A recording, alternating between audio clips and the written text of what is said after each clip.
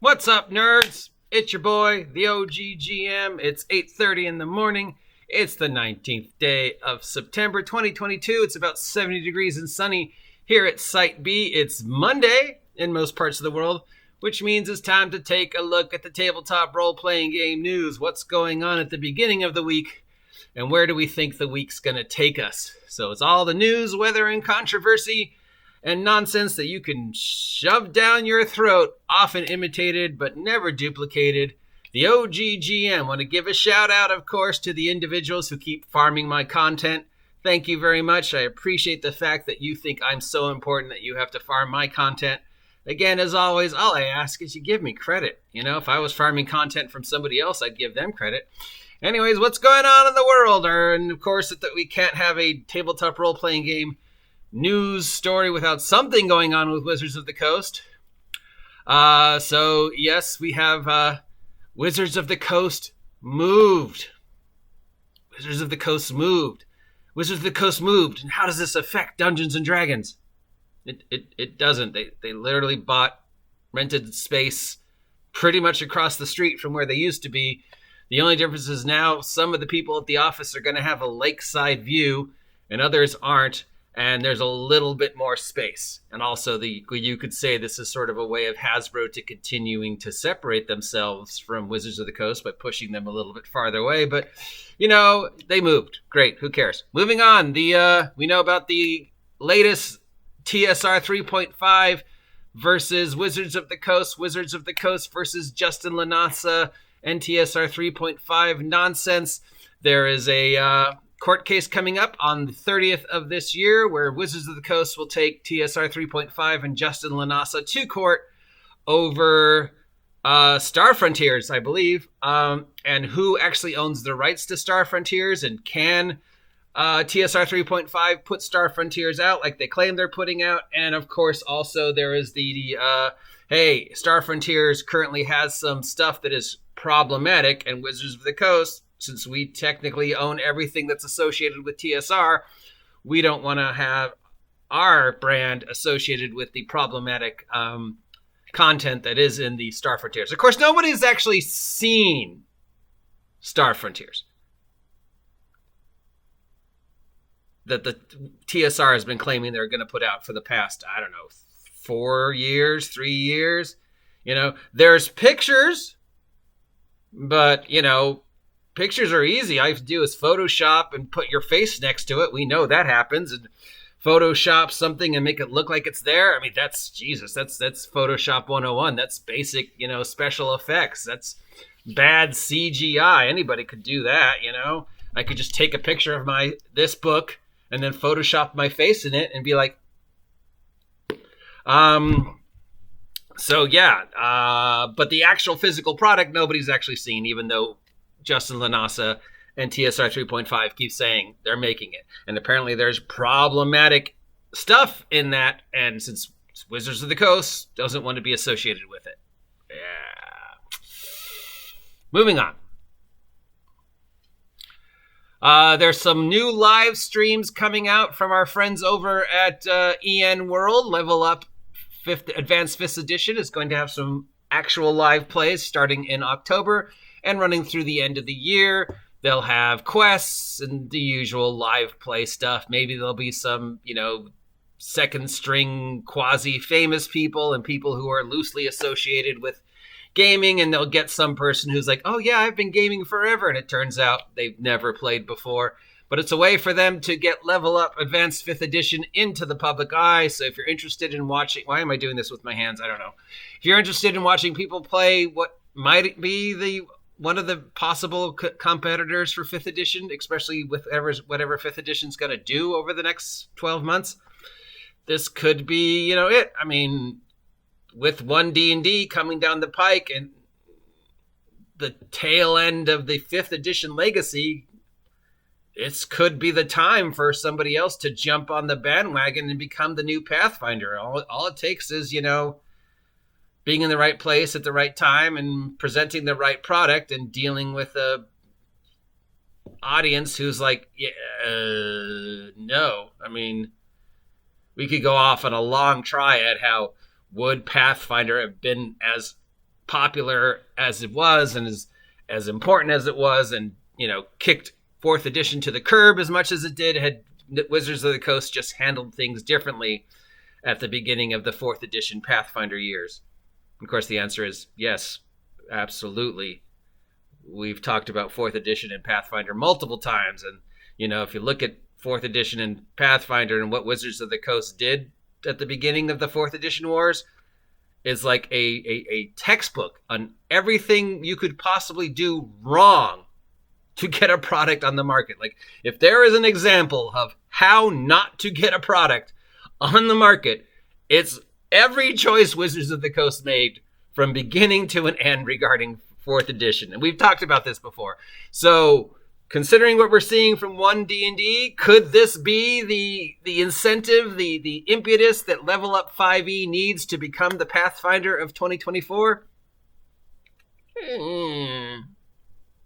Moving on. Speaking of Pathfinder, the Pathfinder 2nd edition of one of my favorite Pathfinder Adventure Paths is coming out.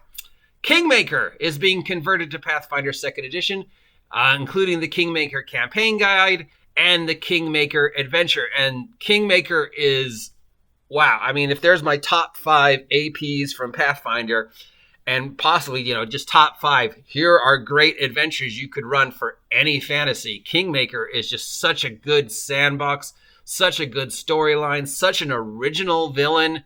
I loved Kingmaker. And plus the whole, kingdom building guide, which became the basis for a lot of other things. So yeah, I really like Kingmaker. If you're playing Pathfinder 2nd edition, I would recommend this one. And even if you're not playing 2nd edition, I don't think it would be that hard to backwards compatible it and just use the ideas. So yeah, if you could find a copy, if you don't have Kingmaker, it's one of the ones I would say, yes, get this, just for the ideas alone of how campaign building and stuff like that.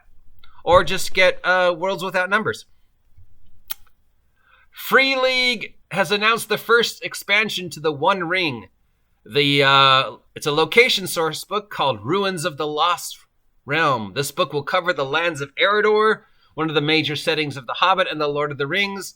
The land that now contains the settlements of Rivendell, Bree, the Shire, the Grey Heavens, but focuses of this book on what it was like during the times of Erenor. So, Second Age, I guess. I'm sure this has nothing to do with the fact that there's an Amazon show currently on that deals with the Second Age of Middle-earth. Yeah, probably not. Just. So if you've ever wanted to know what happened during the Second Age and how it might affect your One Ring campaign, pick up this book. WizKids has a new series of stuff coming out in the more expensive range, including the Blue Dragon Trophy Plaque, which is a life-size replica of a blue dragon head that you could hang on your wall and say, and that's only $500. There's some Dragonlance pre-painted miniatures coming along have somebody riding a dragon, including Lord Soth riding a shadow dragon. Yeah, Lord Soth. And these are both running about $100. Yeah. If I'm going to spend $100 for a figure, I'm probably not going to use it in my game because I just spent $100 on it. And that's like, artwork. And then I'm going to be like, yeah, I don't want this getting ruined. So, yeah. Well, a figure of Lord Soth riding a shadow dragon is pretty fucking awesome. Really? I've just spent $100 for that. I'm not going to use it in the game. I'll take a picture of it and show it to you during the game. Yeah. I mean, if you could afford these, great. I mean, if you've got that kind of resources, get it. They're gorgeous. But really, for the rest of us who can't afford it, how about a $20 version of Lord Soth riding a shadow dragon? GAMA has announced changes to the Origins Award for 2022. Changing categories and stuff like that. They've done this before. It's nothing new. They did it last year, and now they're doing it again to add, to more recognizing of digital stuff, since digital stuff is the way most games is going, including the very questionable digital artwork category. This is new because digital artwork is now a new thing, and GAMA is now adding a best digital artwork category. This is because we, a few weeks ago, actually, there was a story about a art contest. It wasn't a gaming related art contest. It was just, some art contest. And the artist that won work was AI created using Midjourney. And of course, there was a lot of hullabaloo going, well, this isn't art. The guy didn't do anything. All he did was enter a string of commands into a computer program and keep recycling until he got the one he liked. I mean, I could do that. I mean, I just could go on Dell-E or Midjourney and type in, digital art, comma, fantasy, comma, mood lighting, comma, sandwich, and then just keep recycling it, refreshing that same thing and adding or subtracting other prompts until I get a picture that's like, oh yeah. So how much work is that? I mean, that's what, 5, 10, 15 minutes of work, depending upon how busy the server is, as opposed to somebody who could spend months or even, a year working on a piece of art, sometimes longer, and then present it. So yeah, this guy won. And I mean, the digital art is great, but basically he did nothing compared to an actual artist. So now, GAMA and Origins is going, okay, we know this is going to be a thing, so let's just have it be a separate category. Good on them. Other new things are all more stuff like digital books, digital things, digital game reviews, best children's game. GAMA this year will be in Reno, Nevada in April of 2023. So that's news, I guess. Not really, but who cares? Anything else going on in the world of tabletop role-playing games? Obviously, we've already talked about the events on Critical Role and the death of Marissa Ray's character, the Unhallowed one, and how it might affect the future of the campaign and what she might do. Is she going to come back this week with a new character? Are they going to do a side quest to bring her character back to life? What happens if you bring an Unhallowed one back to life? Can you bring an Unhallowed one back to life? Blah, blah, blah, yakety smackety, Critical Role. Also, apparently they have completely changed the Marvel Multiverse playtest. They've gotten rid of a lot of things, changed a lot of things. So it's basically a new game, except it's still using the utterly gimmicky, ridiculous, way too clunky D616 mechanic, which was just stupid. I mean, I had such high hopes for the new Marvel Multiverse role-playing game, since I love favorite Marvel. And it was just trying to be too gimmicky. So now apparently they have changed a lot of it. I guess they listened to what the playtesters posted, which, is unusual. We know Wizards of the Coast never does that. Oh!